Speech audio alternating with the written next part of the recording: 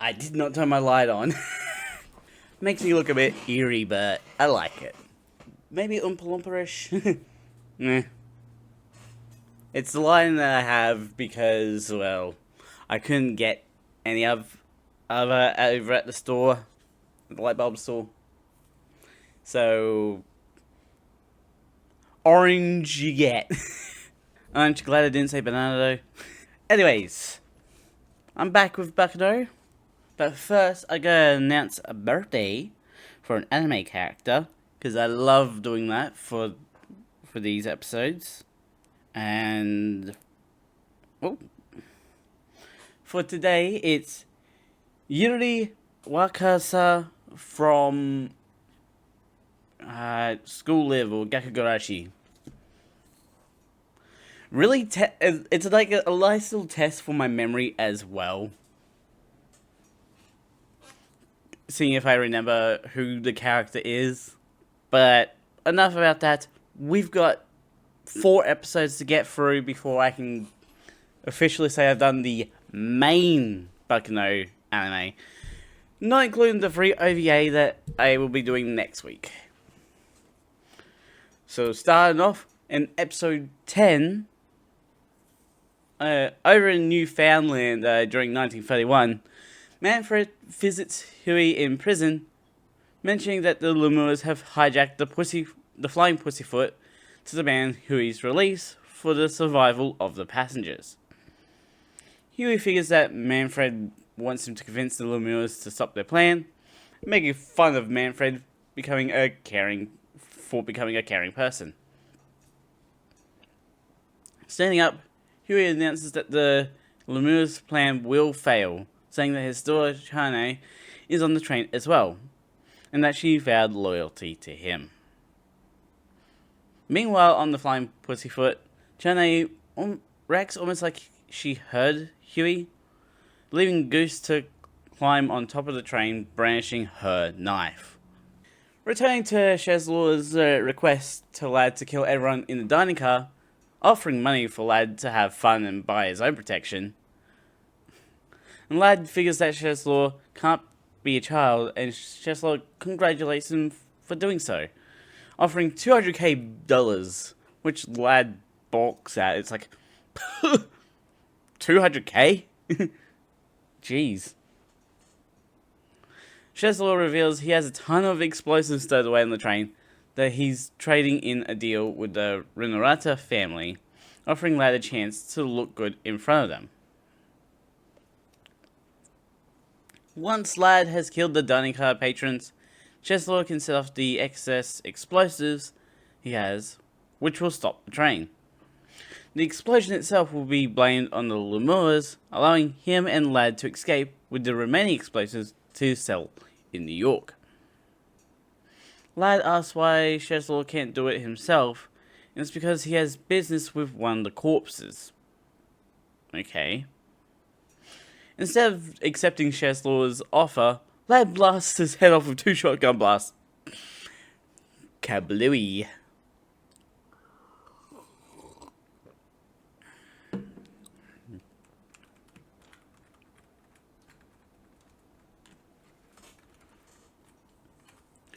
In 1932, Gustavo discovers that Eve escaped and that Mr. Sugarcube got tied up, missing seeing the rope slip and believing the Gandals were behind it. While running away from the Renoratas, Eve gets pulled into a car by Aline, who apologizes for his company being the reason Eve was kidnapped. So, sort of technically a reverse kidnap? It's like, you got kidnapped into a car, and then I saved you by kidnapping you into a car. So is it a reverse kidnapping at that point, or still a second kidnapping? Eileen tells her that the Gandalf family might be involved in the disappearance of Dallas, to which Eve begs to be taken to them. Back in 1930, Isaac and Maria continue wandering the streets of New York, wondering if Enos delivered Dallas and his gang to the police. They then wonder what she wanted to do in the first place, landing on running away from home, We're also agreeing that Enos is really strong, with Miria referencing Tomoe Gozen and Onimusha, or female samurai, that is mentioned in the tale of the Heike. Which, again, it sort of adds the idea that while Isaac and Miria appear stupid, they're smarter than the average person. Like, they're actually really smart.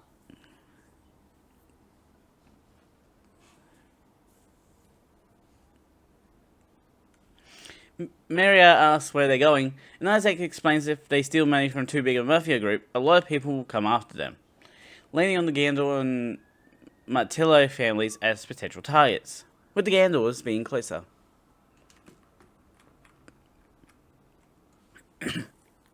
Speaking of the Gandor hideout, Dallas and his goons leave Coragisio with the cure-all elixir on hand, thinking Silazard will pay them.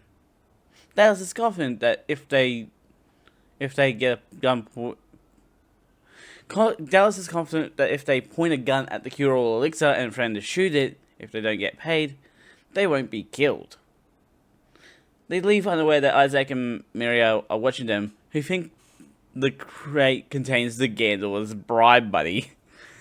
So, about to make another change of hands in this moment. And seeing the only chance to steal the money is now, Isaac puts on his samurai helmet, African mask, and cape, pretending to be Professor Moriarty, which he chains to Jack the Ripper when it doesn't scare anyone.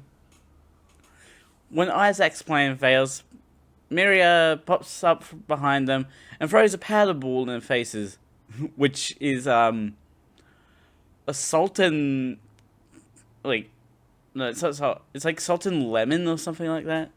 It's like, huh? You just have that ready to go? And it allows them to steal the cure-all elixir and get away. Ines sees the two run away with the crate, and after finding Isaac's discarded disguise, realizes that Isaac and Miria stole the cure-all elixir. Back on the train, Cheslaw regenerates from its head blast and says that lad is useless.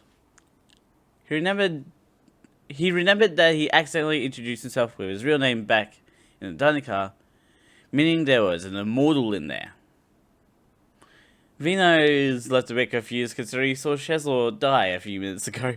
It's like, imagine just watching that whole scene unfold. And then the person comes back to life and it's just like, huh? Wait, what? Jumping back forward to 1932, Aline and Eve arrive at Coragioso and meet Sheik, who shows off his sharp scissors, which makes Aline unnerved. Luck and his brother step out of a room near the billiards room to ask what's going on, and Eve directly asks if he's a Gandor. It's like, whew, that's ballsy. That's ballsy. Confirming he is, Eve introduces herself as Dallas's little sister, much to the worry of Elide. Like, Elide is just like, what are you doing? You are crazy. Berger has a negative reaction to Dallas's name, but Luck says it can't be helped.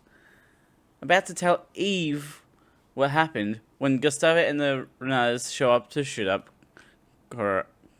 Coragioso. Rewinding back to the train plot, following Jacuzzi's orders and kissing Nice blurts out that was their first kiss ever in 10 years, much to Nick's shock. It's like, you haven't kissed in 10 years? I've heard taking it slow, but whew. At the same time, Lad's men wonder why he killed Cheslaw, figuring his deal was a good one.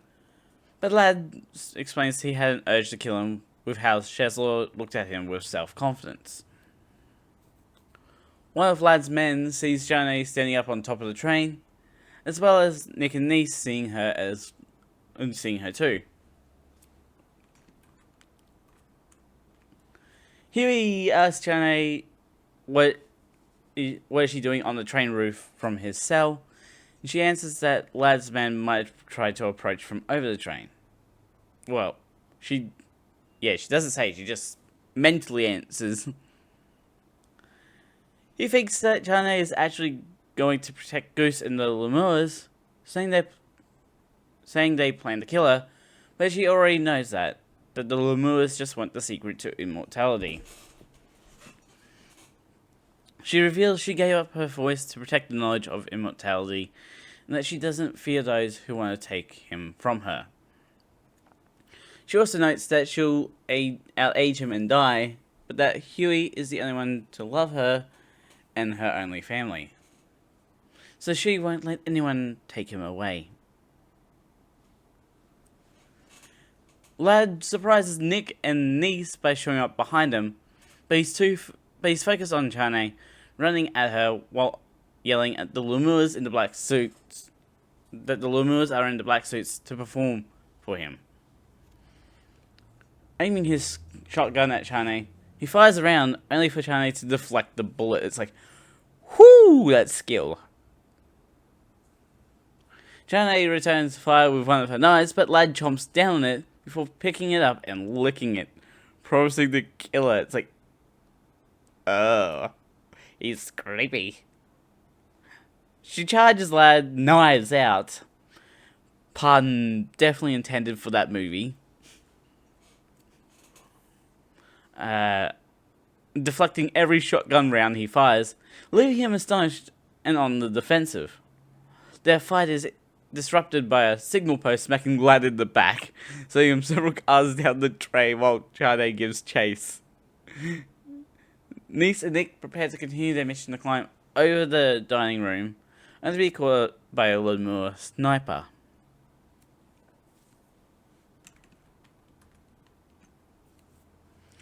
Back in 1932, Gustavo and the Renatas storm Coraggioso and see Luck and his brothers playing poker. Gustavo believes Luck used a body double, all while Luck closes his eyes and smirks. He accuses Luck of kidnapping Eve and working with Dallas, but Luck doesn't even know what Gustavo is on about. Eve exposes her position to Gustavo, and he takes it as evidence of collusion, and Luck calls out how one-sided everything seems before having his brains blown out. It's like, oh my gosh, even if you don't know that Luck is an immortal, how ballsy are you? Oh. and as well as the two brothers, he's followed by the two brothers as well. It's like, what?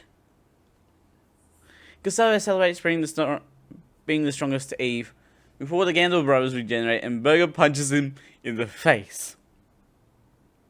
Back in 1930, Isaac and Maria are disappointed to discover the crate only had what they think is alcohol in it, so instead decide to go after the Matillo hideout while Enos follows them. Isaac and Maria change into a priest and nun disguise before entering the Alvere honey shop to gain access to the speakeasy in the back. Successfully gaining access to the speakeasy, the two discuss finding the office and stealing the money, rather openly. Unable to act like regular guests, they succeed in finding the secret room, only to be stopped by the waitress. Meanwhile, in the meeting room below, the leader of the Matillos fires off a celebratory round to Firo's promotion to executive, only for everyone to go silent when Maria cries that Isaac was killed. However, Isaac was not killed, but are recognized by Firo and Miser, who are surprised to learn Isaac and Maria are part of the church. When Firo crouches down to talk to them, Enos spots Miser amongst the group. We're only at episode 11. And it feels like I've been talking forever.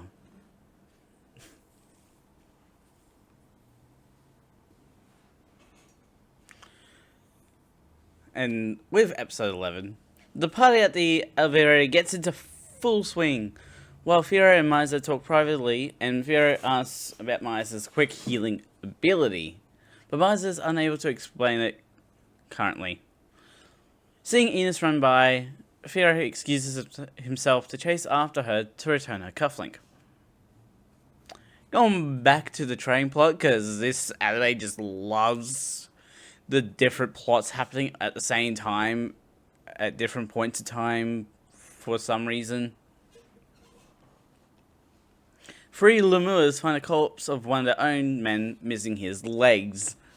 Reporting it to Goose, it's like, missing his legs?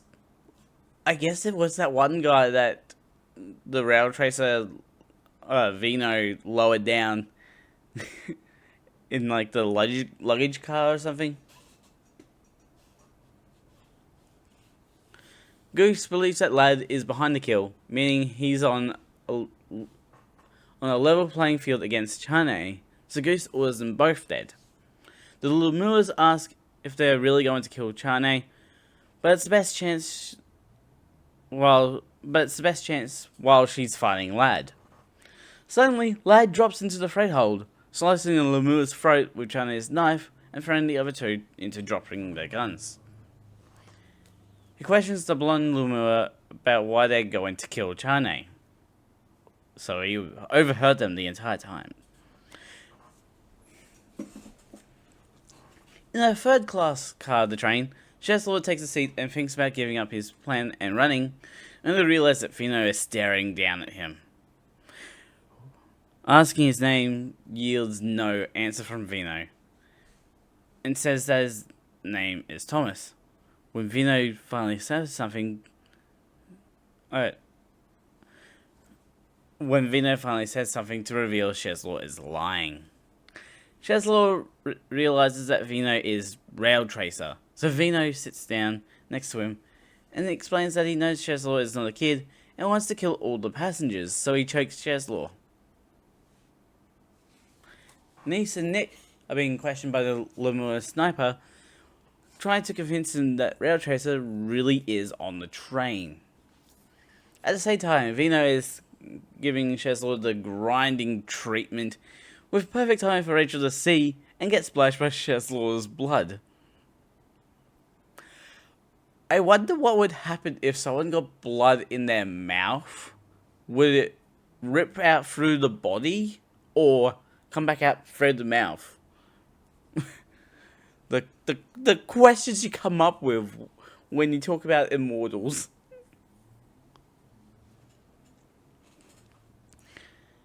Jana explores in and on top of the train looking for Lad, when he calls out to her, saying that the Lemuers don't like her and vice versa.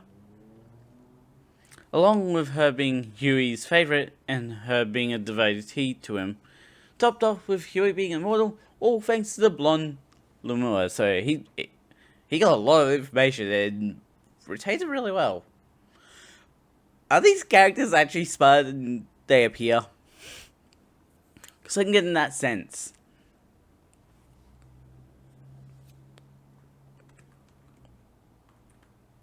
Climbing up, he says that he also learnt that Chane and Huey opposed the Lemur's plan that she doesn't like to take hostages. He gets in Chane's face saying that Huey might just be using her, which angers her into hitting him in the face. It's like, ooh, nice. When Leia falls over, he connects a kick to Chane's face, sending her down as well. Lad promises to kill Huey, saying he had no interest in killing her, since she's fighting with her life for something, finding it more interesting to kill Huey. But he's immortal, so good luck with that. He manages to land a knee in Chane's gut, and shoves her off the train. Disappointed the fight's over already. However, Chane saves herself by using her knives by stabbing him into the train and climbing up. Like a Wolverine. It's like Wolverine.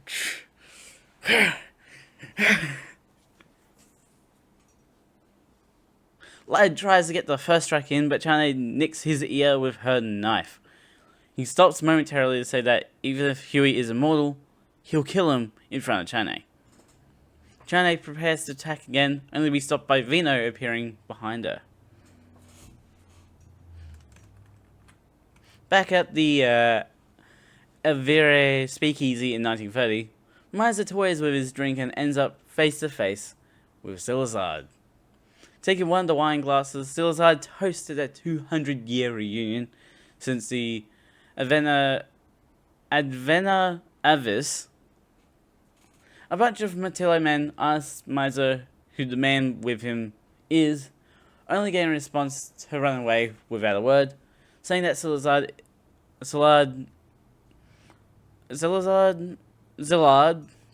is just after him.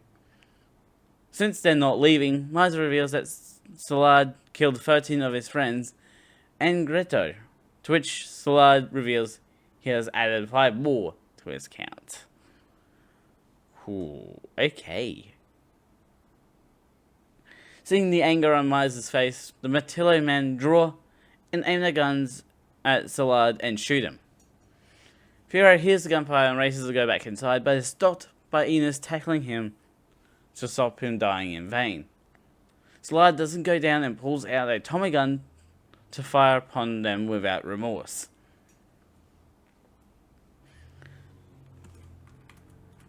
Returning to the standoff at the back of the train, Vino is upset with Chane for making holes in the conductor's room, expecting an apology. Vino figures out that Chane has no voice and walks away, telling them to continue their fight and that he'll kill whoever wins. Lad asks who Vino is and throws a knife at him when he gets no answer, but Vino just catches it with ease. Like, we just got excellent catches today.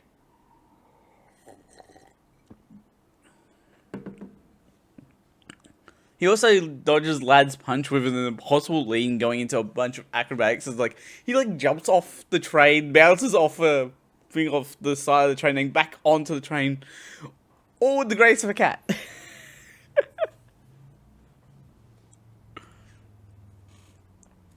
Chane stops his attack on Vino, allowing him the chance to ask if what Lad said is true about about her opposing the Lumua's plan. With her agreement, Vino decides to join the fight against Lad, while Lad figures out that Vino is the one killing both the Lumuas and his men. Vino's reason for helping Chane is simple. She sounds like the good guy type of women. Lad tries punching Vino again, only for him to dodge with ease, before asking if Vino would save a kid with a gun on the battlefield. Vino says he would save Chane, and that someone can feel compassion when it's within one's strength to do so, announcing he can't be killed and that the world is his.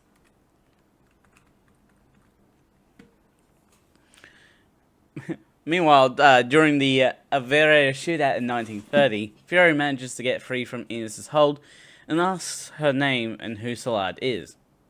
Zillard is annoyed at the bloodshed that happened all because Miser didn't share his knowledge of the cure-all elixir. The Don of the Martillo family is confused about what's going on upstairs, and the Gandalf brothers stand up to offer to go deal with the situation. Luck adds that if something happened to the Don of the Martillo family, he wouldn't be able to look Fiora in the eye. Isaac and Miria think the situation is caused by Dallas and his goons, and that they'll be found out. Zillard tries to put his right hand on Miser, stating he just wants to know the formula for the cure-all elixir. Outside, Enos reveals everything to Firo, trying to race inside again, but Enos keeps stopping him. Zillard explains that he was able to make an incomplete version of the cure-all elixir using the knowledge he got from eating Gretel, saying it makes people immortal, but still the side effect of aging. But letting those in power drink it, those who drank the finished product can eat them with no struggle, and sell the knowledge and power without aging themselves. Which just goes to show how evil this thing is while being a drink. Ines reveals that she's an unofficial human to Firo, and that Salad created her, able to share thoughts with each other, and that Salad can kill her whenever he wants. Moza only manages to get his arm broken by Salad, who checks the crate to find it empty, thinking Dallas and his men took it. Firo is furious that Ines is rationalizing that she's the closest thing Salad has to a daughter because of Salad's ability to kill her whenever, and making her work with that threat. Salad reveals that the cure elixir was in the crate is the same as the stuff they drank 200 years ago. Firo calls Ines a pretty girl, saying she can't be Salad's daughter, accidentally lifting her up into a hug. Dallas and the Scoons see this, saying they look lovey-dovey together, and they both ask why Dallas is even here. It's like, yeah, what are you doing here? Like, aren't you supposed to be gone?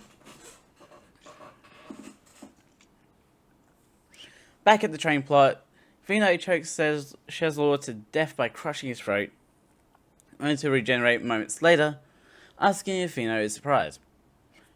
Vino isn't surprised, saying he could torture Cheslor any way he wants to, including ripping his heart out and crushing it, and Cheslor will just regenerate. Cheslor says he's used to the pain, asking if Vino has ever been stuck in the eyes with a pair of heated tongs, or an acid bath, or tossed in a fireplace, all revealed to have been done by Liberal Fermet Varalesque in flashback pictures.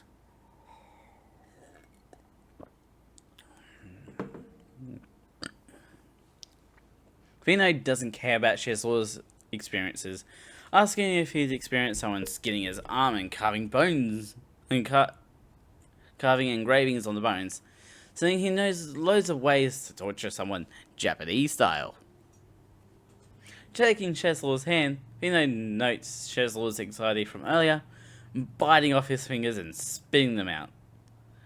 Vino says that Cheslor still has levels of pain to experience, holding up Cheslor's hand to let his fingers reconnect before crushing them, prepared to inflict that level of pain until he forgets how to regenerate.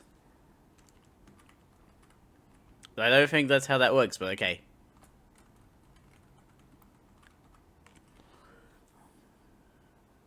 Back in the dining car, Lad's men have the passengers on lockdown, demanding money and exposure from the females. Of course. They are quickly defeated by Donnie opening the door and the punch throne, allowing Jacuzzi to take control of the dining car. Jacuzzi's friends behind the bar are glad to see that Jacuzzi is alright. Returning to Coraggioso in 1932, Eve, Aline, and Sheik are surprised by the fact that the Gander brothers took down Gustavo. Eve asks what's going on when Bartolo shows up, so unsurprised by the situation and apologizing for the misconduct of Gustavo. Luck asks why Bartolo has shown up, and is to ask Luck to come work for him, but Luck refuses, knowing he'd be treated as a guinea pig.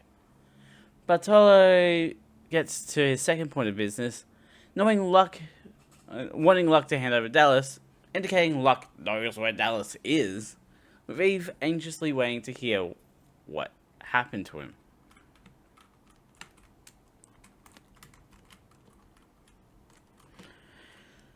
We're at episode 12. We are at episode 12.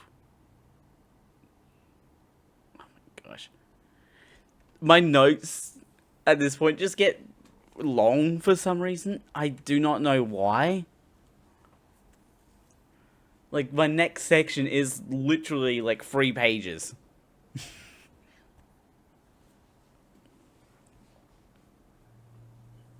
Like, episode 12 is 3 pages.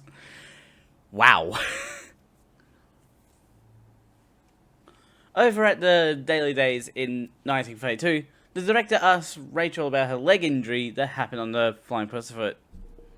In 1931, Rachel crashed through the window into a first-class train compartment, kicking the Lemur guard down to help Natalie and Mary escape. She originally thought of doing nothing and waiting until things died down, but the more she saw happen, she eventually decided to do something to help. After saving them, she sees Nick and Niece being held hostage, and luckily she helped Natalie and Mary first, which opened a window, literally and metaphorically, to save them as well. The Lemur sniper comes back to the room, and Rachel slams her weight on him, but in the process of escaping, she gets shot in the back of the leg. Ooh, that's gonna hurt. Ah, that's gonna leave a mark. I'm pretty sure I just butchered that reference. How may I? When asked why she acted so courageously, she says she didn't want to see more blood spilt on the train, since she loves trains due to her father having been a railroad engineer. Nicholas points out her contradictory behaviour of taking free rides on trains, earning him another scolding from the director. While the conversation is going on, Mr. Sugar Cube comes in with a tea set along with a box of sugar cubes. Rachel says she has one last thing to report to the director, looking at the rope burn on her left hand. Back on the train, the Lemur sniper is upset that Rachel got away, and wants Nick and Niece to come out of their hiding spot before realizing they left a bomb to explode behind them, which is heard from the tiny car. Jacuzzi goes to check out what happened, leaving John and Fang Lingshan to guard the passengers while Donnie goes the other way to look for the package. Donnie asks if he's going alone, which he is, because if Niece dies, he won't be able to go back to her. John asks if Jacuzzi is afraid, and he absolutely is. But he'll still go to her and won't cry. During the Alvera shootout in 1930, Dallas and his men prepare to kill Vero and Enos and break off ties to Salad. Since they have immortal bodies now, they're going around to say hi to the people they've been troubled by. However, Luck, Burger, and their brother get the drop on them, aiming their guns at their heads or necks. Dallas claims the guns they found where Firo had hidden them, trying to throw Firo to them by lying about Firo planning to attack Koragi Oso. There are just a few problems with that statement. Firo was with Luck the entire time, thanks to the family ties between the Martillo and the Gandors, as well as Firo being a childhood friend of theirs. Thirdly, Dallas is too knowledgeable about the Koragi Oso attack, along with eyewitnesses seeing his group leaving the office. Whoopsies! All three are killed, thinking the situation is dealt with, and Firo focuses back on helping Miser. Enos shouts that the Dallas group is immortal, telling them to tie the group up before they recover. Inside, Miser's arm regenerates from being broken, and Salad asks who drank the cure-all elixir. With Miser staying silent, Salad reaches his right hand out to eat Miser, only to be distracted by the gunfire outside. Seizing the opportunity to escape, Miser jumps out a window, with Salad jumping out another window, and is immediately hit by a car. It's like instant karma of doing that. Back on the back of the train in 1931, Vino continues sharing his views of the world with Chane and Lad. Unsure if the entire world is just a dream he's having, that they might just be an illusion to him.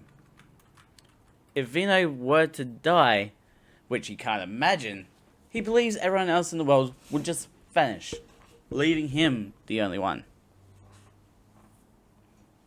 Meanwhile, Cheslaw has been left tied under one of the freight cars, missing his right arm and legs. He wonders if this is retribution for eating Fermet, remembering when Fermet stuck a hot poker into his eye as an experiment to see the quality of immortality. When Fermet is distracted by sharpening a butcher's knife on a whetstone, Cheslaw bit his right hand free and eats. Cheslaw gets his right hand free and eats Fermet, learning he didn't care about him one bit. Miria opens the freight cart door above Cheslaw, calling for Isaac when she sees him.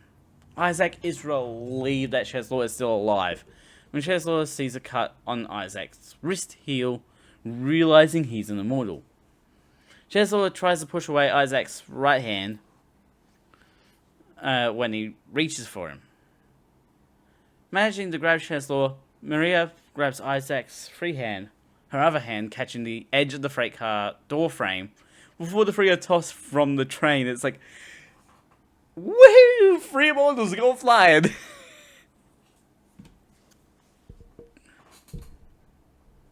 She's unable to hold the combined weight, and in the process of flying off the train, Isaac and Maria embrace with Cheslaw between them. Back on the caboose, Lad is impressed by the BS logic Vino is spouted at him, but Vino realizes that he's also after vengeance for one of Lad's men killing Tony. This makes Lad realize Vino killed June and attacks Vino, but Vino dodges and handstands right over Lad before shooting off more of Lad's knife-nicked ear. Vino says that he could have easily killed Lad with the gun, but he wants Lad to feel humiliated, which is why he shot Lad's ear as atonement towards his world without Tony. Lad sneers at Vino, asking how Vino will kill him, and saying he'll kill Vino and dance on his corpse until he goes mad in his world that Vino will be gone from his world. Vino asks if Lua is his woman, but Lad states she only lives to be killed by him. With this answer, he knows what will happen to Lad, saying he'll jump from the train voluntarily, revealing that Lua is climbing onto the caboose. Over at first class, another bomb goes off, filling the car with a smoke screen to cover the tossing of two more bombs. Nice tosses another bomb with joy, enjoying doing so with bliss. But Nick says they need to reconnect with Jacuzzi sooner rather than later. Tossing one last bomb into the hallway, Nick and Nice go to the exit through the window, only for Goose to kick them down while swinging in and aiming a pistol at them. Lucky for them, Jacuzzi shows up to save Nice and Nick, dodging Goose's gunfire and unleashing rounds in return with his Tommy gun. Goose sees this as a trial from Huey to become an immortal, saying he can't afford to run away or die. Outside of Avira, Dallas and his men get the upper hand over the Gandil brothers, Theo and Enos. Escaping down the alleyway, they see Isaac and Maria driving haphazardly in Salad's car down it towards them. The two exclaim they were lucky that the large car was parked out front coincidentally, thinking it will stop machine gun fire. They strike down Dallas and his gun with ease, Isaac looking over his shoulder with excitement. Maria's warning comes too late when they inadvertently get revenge on Salad for earlier in the day. In a panic, Isaac reverses over Dallas and his men.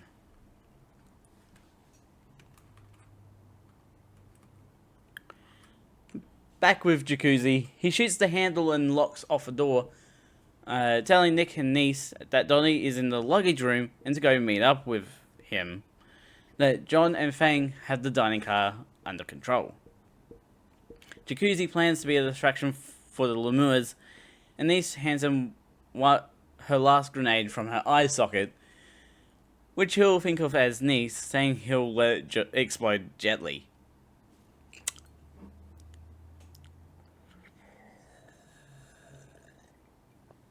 Oh, really? Goose gives chase to Jacuzzi on the roof of the next car while the other Lumuas go below and surround him, asking one Lumua to bring something special to him. Jacuzzi waits on the roof, calling out to anyone to come fight him on the roof. To which Goose does, carrying some canisters on his back, revealing he has a flamethrower. Hell yeah, that is awesome.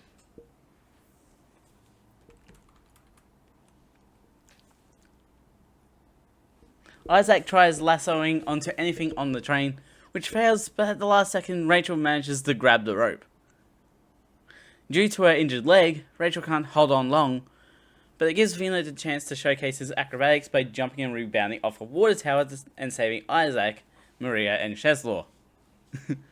Meanwhile, Jacuzzi dodges Goose's flamethrower attacks and returns fire until he runs out of ammo. Goose is confused where his men are, the three of them trapped in the dining car by a gun tied to the handle and held at gunpoint by every male passenger. With Fang saying to never turn your back on your hostages. I love how all the characters were terrified. Every male character just got guns just to aim at these three idiots. It's like, yes, Fang and John have them as hostages, but when you have a common enemy, everyone's gonna come together. It's so silly. Goose chases Jacuzzi with his flamethrower, confident in it, while Jacuzzi is stumped on how to light the fuse on Nisa's bomb until he remembers what a flamethrower is. It throws flames. Donnie is caught by Vino when he searches through the cargo, but Vino is too focused on saving Isaac and Miria, not caring about Cheslaw, asking Donnie to pull on the rope hard. Looking out to the situation, Donnie sees the situation as serious and pulls them in towards the train, taking Goose out in the process, who failed to jump the rope unlike Jacuzzi. It's like the ultimate jump rope moment and you failed. Critical jumping required. Back at the Alvere shooting in 1930, Ines wakes up alive and goes into the alleyway to see Miser running towards and Silazard getting hit. Towards her and Silazard getting hit. Silazard getting hit by his own car. Silazard is such a weird name to pronounce. Silazard grabs Isaac through the windshield and pulls his head through, where he sees Ines. Miria calls out to Ines to save Isaac, which gains Silazard ire for why they know her and driving his car. Switching places with Ines, Silazard shoots out Miser's knees, disappointed that Miser values the lives of Isaac and Miria more. He states that Ines is a homunculus he created, seeing her as a piece of trash without any feelings or knowledge, but says that Miser is lower than even that.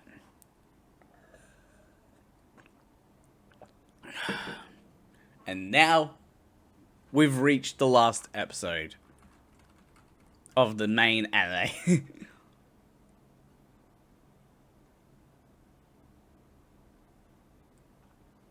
Not as much. It's like 3 pages still, but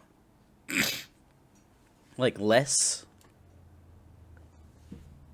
I don't know how to describe it. So, for the last episode of the main Baccano, let's go.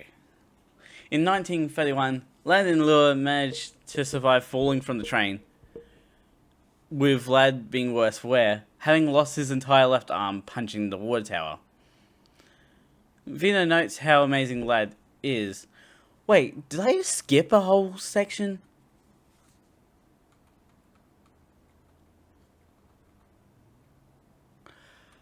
I did. How did I skip? I skipped so much.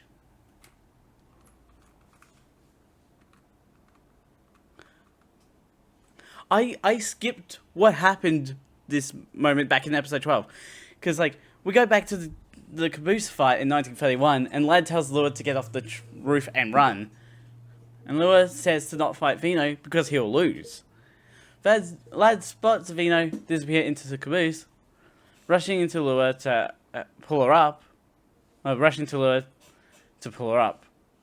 But Vino helps her up and holds her by the neck. Using a coil of rope, and Vino lassos the rope to a passing hanging metal hook and makes a noose around Lua's neck. Lua accepts her fate while Vino reminds Lad that he's the only one to kill Lua, making Lad play into his hands as the noose comes loose and Lad's fingers are cut off by the rope. As the two fly through the starry night sky, Lad looks at Lua with a desire to kill her, and Lua likes the sentiment. Spotting an approaching water tower, Lad punches it with his injured hand.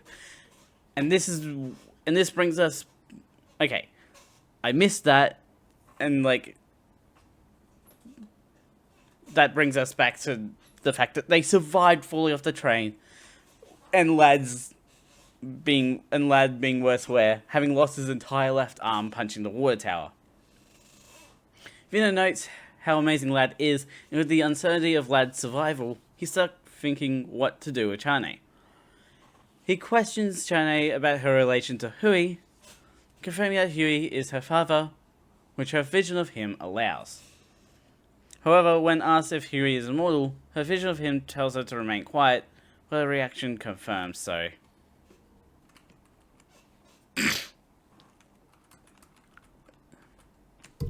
Vino is unreactive to Chane's response, figuring out that she's afraid that he may threaten Hui and take the secret of immortality. Realizing that Hui is her only family, Vino asks her to marry, so there can be family in marriage, eliminating her problem of only having one family member. He promises to not try to obtain the secret of immortality from Hui either, believing he doesn't need that due to his beliefs. Looking behind her, Vino saves Chane from the Lumua sniper and tells her they'll be passing over a river soon and to jump to avoid the police, as well as carving her answer to his proposal onto the roof of the train.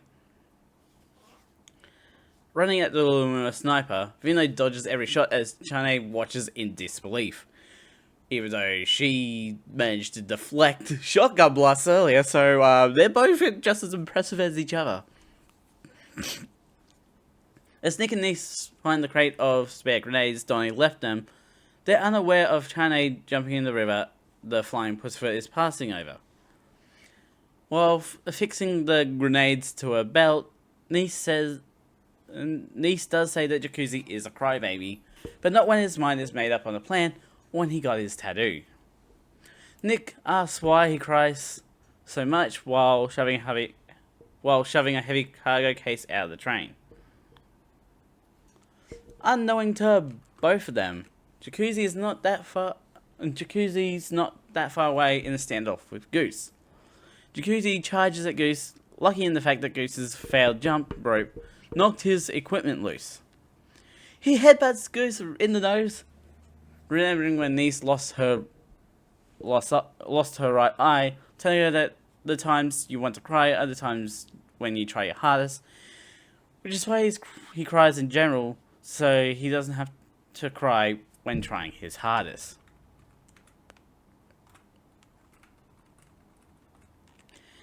Niece hears three gunshots ring out, and she tells Nick to jump into the river and join the retrieval team. The gunshots came from Goose's glove gun that fires bullets when pressed against someone, and then clenching your fist, which is another reference to which is another connection to Durara, because what's his name? Why am I forgetting his name? He uses the same glove gun.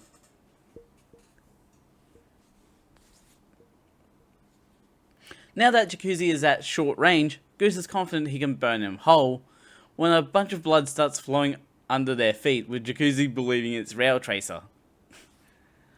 Back in 1930, following Szilard shooting out Mice's knees, Ines quietly thanks them for giving her one last chance to talk to them. Retracting her knife, she asks for one last request from them: to not forget her.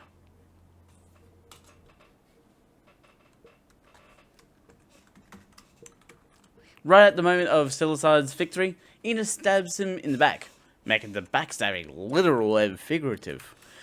Love it when that happens in my plot. Speaking of plot, we're going to return to the train plot, where Goose tries shooting flames at the blood in an attempt to destroy it, while setting the roof on fire. Jacuzzi uses this chance to lob the grenade he has over Goose's head, with it rolling into the flames.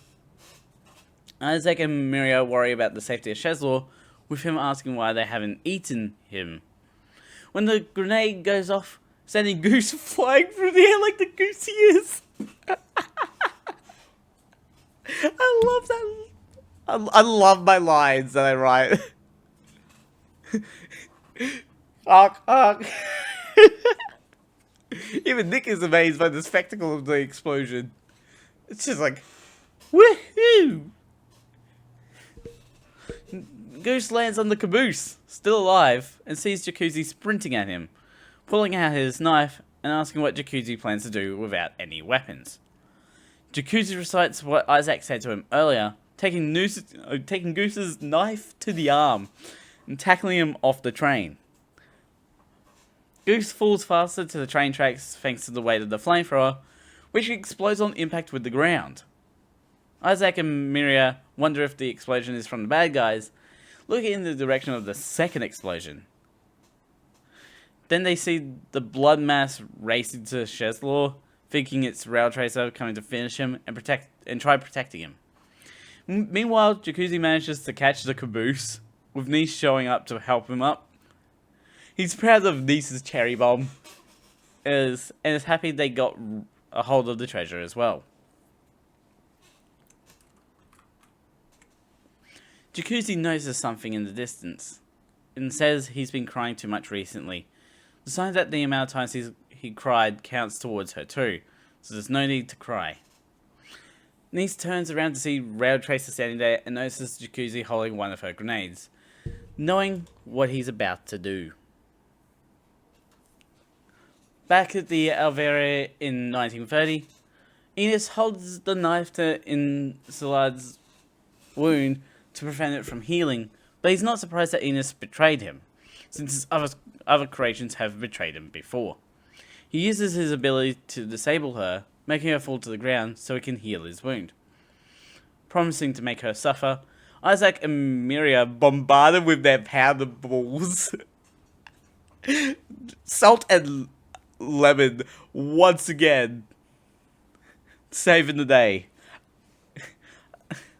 Asking what he did to Ines, while allowing Furious a chance to come back and ask as well. Turns out that everyone Szilard killed became immortal, with Randy and Pezzo lighting Szilard on fire. Ines tells Fury to put his right hand on Szilard's head, which he does while slicing Szilard's right hand long ways, eating Szilard when instructed to. Honestly, that is impressive, and Szilard's gonna have the most embarrassing death. Because he lost because of salt and lemon balls.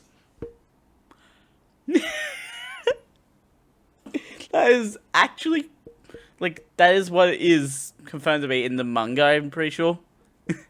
Which is just hilarious.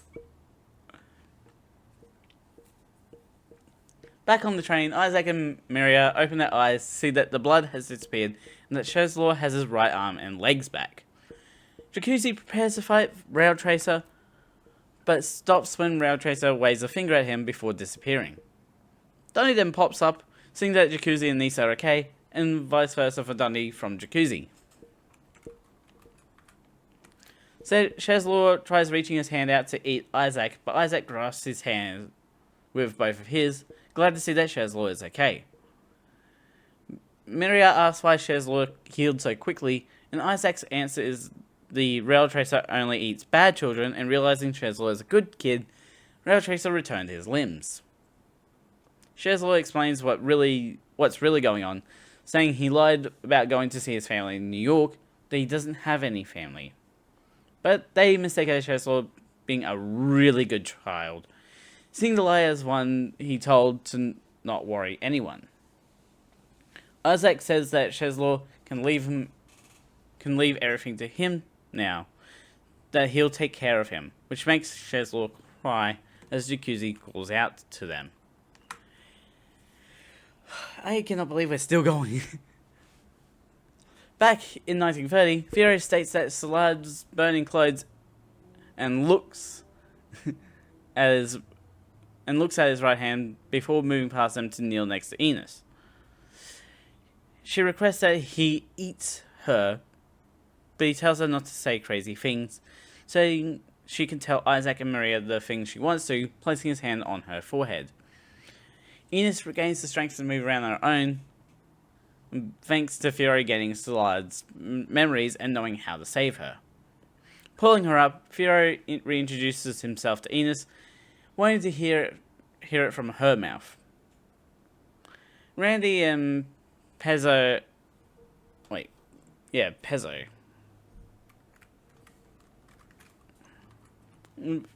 Randy and Pezzo jeer at them, with Maria and Isaac joining in, with everyone smiling apart from Miser. Jumping forward into 1932, Luck reveals that back in November 1930, they put Dallas and his men into oil drums, bound at their arms and legs. Dallas is shocked they are alive, learning they're immortal too. But unlike them, Dallas and his men will die of old age. A metal chute lands behind his head as other Gandalf members pour concrete in the oil drums. Luck announces they'll drown at the bottom of the Hudson River for the next half a century, with Keith dropping a pack of cards into Dallas's old drum. That's a cruel way of being like, have fun down there.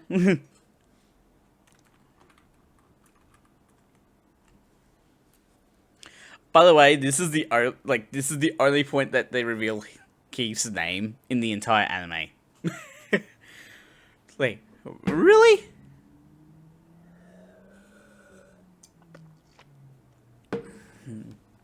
Eve is appalled at what they did to him, but Luck says it's fair since what they did to Luck's friends last year was horrible. Luck won't apologize for what he did to Dallas, but he does express his condolences for her pain. Bartolo does ask that since Luck threw him away, if he can go retrieve Dallas, but since Eve owns the Hudson River, Luck indicates to her, it's like, you're gonna have to ask her for permission, basically.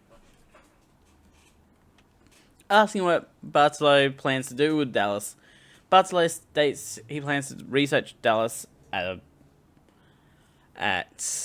a research center. Eve confirms that they will salvage him, and if they let her meet with him, to which he promises, so she allows them to. Aline comes out of hiding to complain, saying that Bartolo is responsible for the death of her entire family. However, Bartolo reveals that Raymond and Jeffrey's death weren't ordered by him, that Gustavo did it all on his own. When Gustavo gets up, Bartolo casually blows his brains out to show his sincerity to Eve. But Eve wants Dallas to believe in miracles and hopes that saving him will show him they can happen. The Flying Pussfoot finally arrives at Grand Central Station for the second time in this entire anime, where Isaac and Maria hug Enos and Miser. Miser turns and smiles at Shezlor, while Isaac and Maria introduce Shezlor to Enos, saying he could be her little brother. Shezlor had planned to eat Miser, believing Miser is about to eat him with his right hand, but instead Miser uses his left hand to show he cares. He breaks down crying and hugs Miser, all while Isaac and Maria watch the situation unfold. Meanwhile, back in 1930, Firo tells Miser he understands everything, while Miser regrets giving them the harshness of living for eternity to his own people. But they don't mind one bit, with Hiro saying he's glad he won't die and feels like celebrating, wanting to cheer Misa up. Returning to the celebration of Hiro's promotion to executive of the Matillos, Isaac and Maria share the cure-all elixir to everyone, being responsible for everyone's immortality. Misa wonders if this is alright before breaking out into a smile, which Ronnie sees, musing that Misa realized that the liquor was the cure-all elixir and that he didn't stop him. Vino reads Shanae's message, saying she'll be waiting for him in Manhattan forever, and will try to find him too.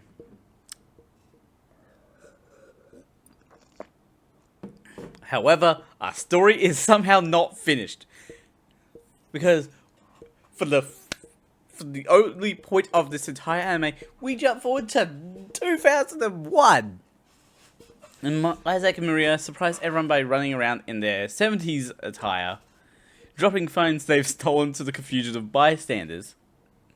Isaac explains their early 5G conspiracy theorists, believing they've saved children from microwave signals from cell phones. Good gosh, don't show this to the Karens.